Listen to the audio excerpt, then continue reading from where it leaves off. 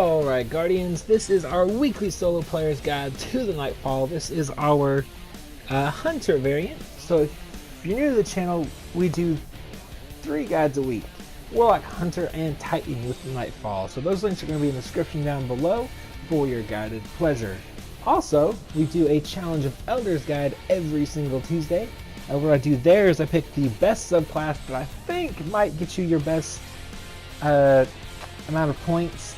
Sometimes the comment section enlightens me on some good stuff, like this week for example. I would definitely check out some of those builds in the description or the comments in that video. They got some really great ideas. But yeah, other than that, subscribe if you're new to the channel, because we're also going to be doing as many guides as humanly possible when Destiny 2 comes out. So if you're looking for some good guides, you like what I do, stay tuned for that. Anyways, let's go ahead and rock the modifiers for the week. We'll go over our setup as far as subclass, weapons, weapon recommendations, all that good stuff, and then we'll rock the guide. Modifiers this week are Arc Burn. Arc damage from any source is greatly increased. Small arms primary weapon damage is favored, but it is going to take away from your special and heavy weapon damage output, so just keep that in mind. Juggler, no ammo drops for your equipped weapons, so just keep swapping weapons every once in a while, you should be alright. Ironclad, more enemies have shields, which just means the knights and the shanks are going to have shields, and that's no big deal at all. And then Daybreak, what this means is it's going to give you mayhem recharge rates for your abilities, so all your supers, your grenades, and melees are going to charge incredibly fast. I think the longest time it should take you to get your super is about 30 seconds. So, pretty dang awesome. As far as setup goes, we're rocking that Zhao Supercell. Obviously, if you've got Chaos Dogma Adept or Fang of Ur Adept, those are also very great choices. But if you do go with the Zhao Supercell, you're going to want to bring along some sort of scout rifle, whether it's the Chaos Dogma, Hand of Judgment, Badger CCL, something like that, just for the middle section, because you are going to want to stay a little bit back in that part. But other than that, Zhao Supercell is going to work wonders for you. You also want, I would suggest either Devil's Dawn or Ex Machina, because both of those do bonus damage to fallen enemies. The Ex Machina is going to do slightly more than the Devil's Dawn, but that's just how that works out. Or if you don't have either of those, Event Horizon is also a very great sniper rifle. I'm using a machine gun, but if you want to use a rocket launcher or, you know, whatever, as long as it's arc, you'll be just fine. Alright, so we start off with the NIGHTSTALKER, the usual weekly build. I like Shade Step, but if you want Keen Scout, that's fine. You definitely want Lockdown. That's the only one that is going to work towards a solo player's benefit. Grenade and smoke effects last twice as long. I rock the Invis, but if you want to rock Envenomed, like I said before, that's great. I prefer Bloodbound, and that will help you a lot because there are like mobs of enemies that just clump up together, which is perfect for Bloodbound. But if you like Black Hole better, that's also great. I would not recommend using Quiver in PvE. I think that's specifically a PvP perk. As far as jumps and grenades, that's your choice. And then once we get into the actual boss fight, once we reach Sepiks Prime, we switch over to Blade Dancer. And really, the only thing that I'm looking at is the Flux Grenade. Everything else is going to be pretty much whatever you want, though I would suggest not using your super against the Shock Cannon captains, just because their melee damage is arc, and that's going to hurt a lot. I learned that real quick, so just be careful with that. Flux Grenade is the best grenade the Blade Dancer has, and it sticks, and it's got some pretty dang good aim assist on it, I noticed. So it'll also do a butt ton of damage to the boss. But yeah, other than that, let's go ahead and rock this guide. Alright, so once you reach this section, you're just going to go ahead and jump on down. There is going to be one knight, a few acolytes, and a couple thralls down in here.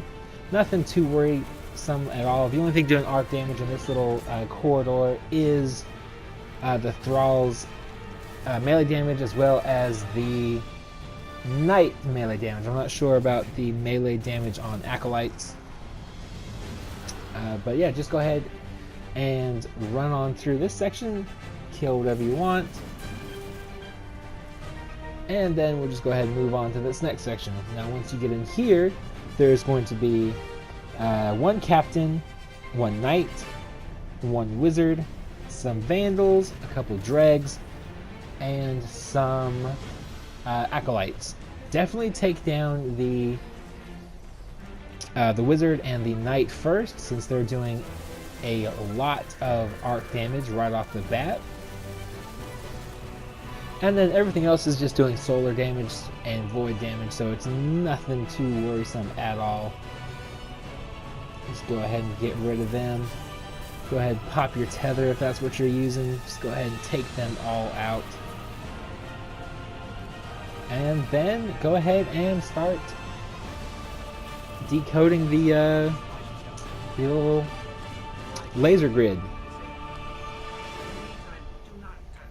Alright, so this first wave is going to be pretty easy.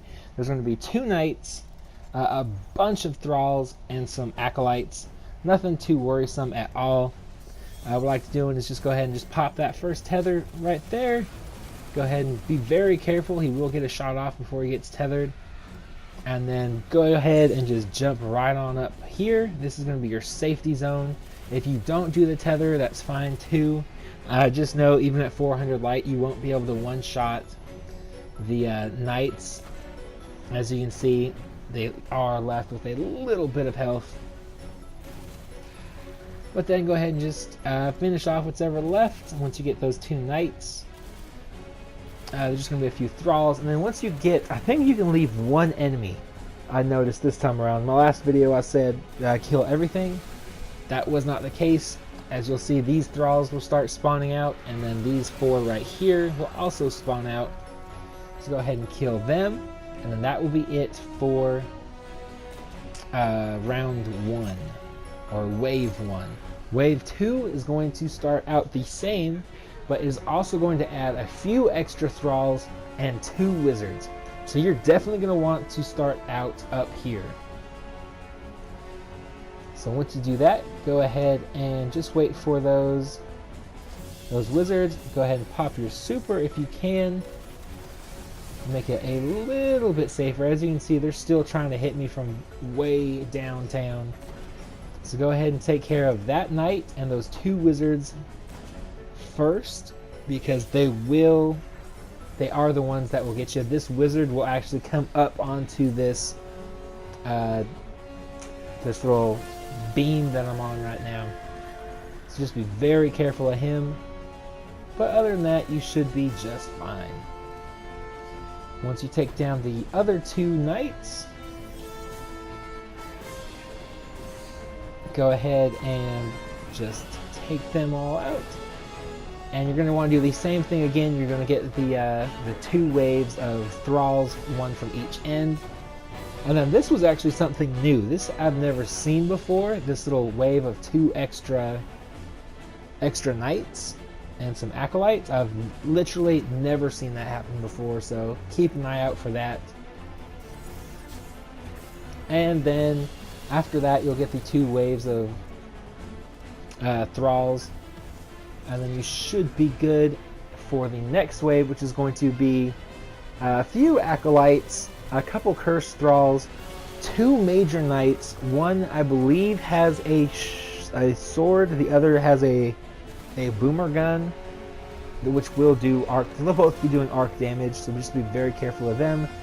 And then once you kill those, a major wizard will appear, and you just have to kill her, and then you should be good to go. You can skip all the other ads that are still in the room if you want to. That's not something I did, as you'll see, but you will be able to go through and just go on with the rest of the strike.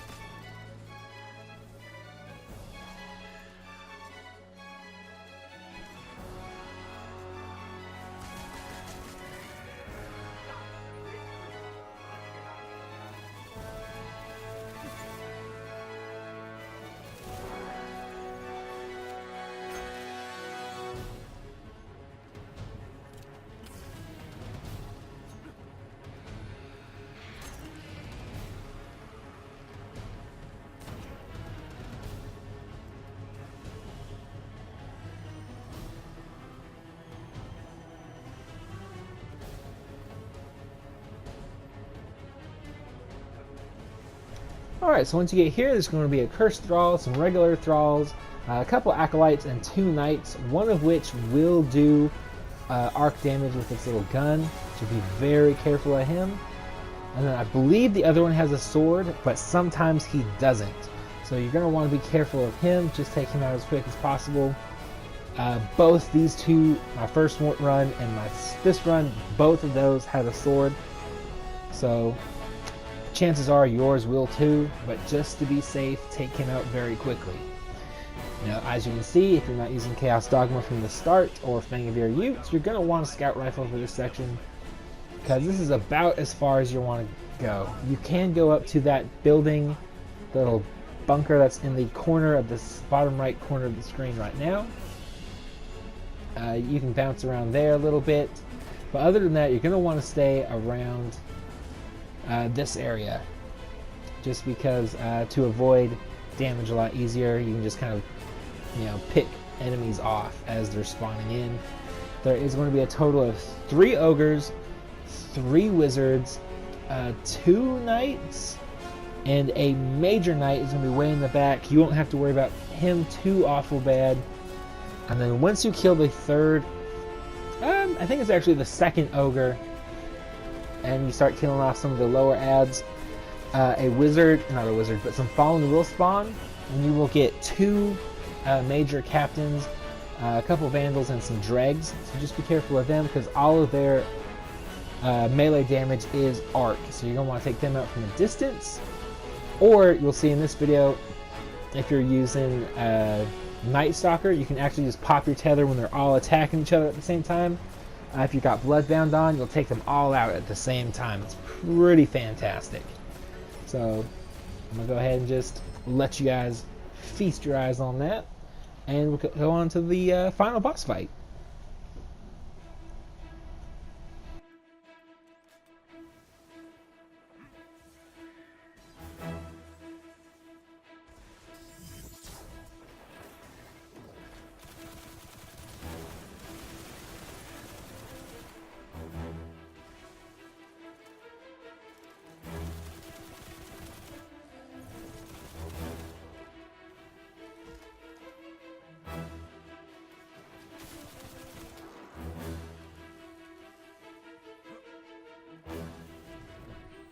Why would the splicers read themselves? They already have seeders. I can make a guess. Maybe an offer to the other devils. A show of power. You know, in Sivo. Alrighty, so once you reach this section, there's just going to be a few dregs and vandals here. They're all worshipping Sepiks Perfected. Just take all these guys out, and that shield will drop on Sepiks Perfected. Once you do that, just make sure you have your arc blade and flux grenades charged up. As you can see, I don't even pay attention to the grenade I have, and skip grenades kind of suck. So just go ahead and blast whatever damage you can into them, snipers, grenades, heavy weapons, whatever, until that first shield goes up. You can actually pop right down here and kill this captain as he's trying to run upstairs. There will be 2 if you don't catch him downstairs. If you do get the 2, that's perfectly fine. Try your best to get that second shock cannon, and you can do a butt ton of damage on Sepiks Perfected. So that will help out you guys a lot. Other than that, just take out the adds as you can see them. Throw grenades, and then just shoot them, and then just constantly be doing damage to Sepiks. Once you get him down to a little bit over, I think, half health, or maybe right at half, he will spawn a solar shield, and you're just going to do the same thing as before. There's going to be 2 captains, 1 major, 1 normal bard. Take them both out. Use both if you can, but don't risk your health trying to get both cannons. If you're short on health, just go ahead and grab the 1, get his shield down, and then come right back here. I don't think I said, but this little room we're in right now, that is your safety zone. So go ahead and just stay in there. If you get really low on health, you can dig all the way back into the far right hand corner and you should be okay. As you can see, I did next to no damage on him before I had to come running back in here. So maybe not use your super unless you're wanting to go invis, in which case I would go with the very bottom perk on the super column, which does grant invisibility on with your R1 or R2 depending on how you've got it set up.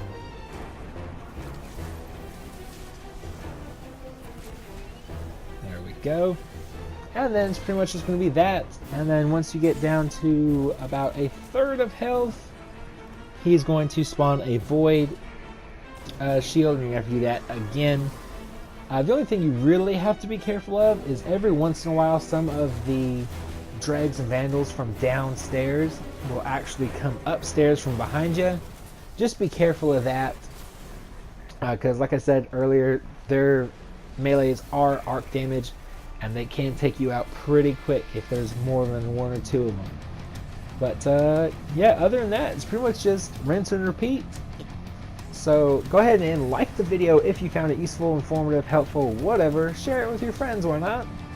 And other than that, links are in the description down below for the other guides this week.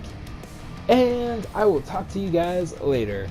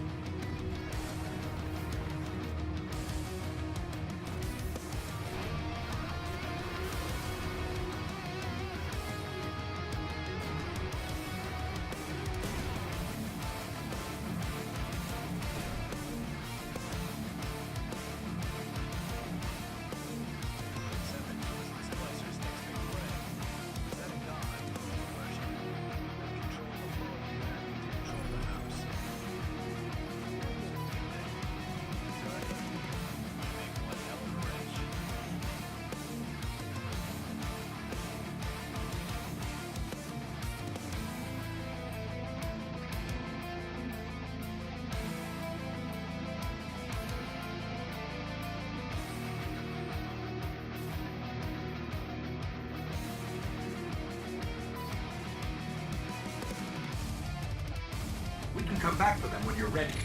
Let's get you home.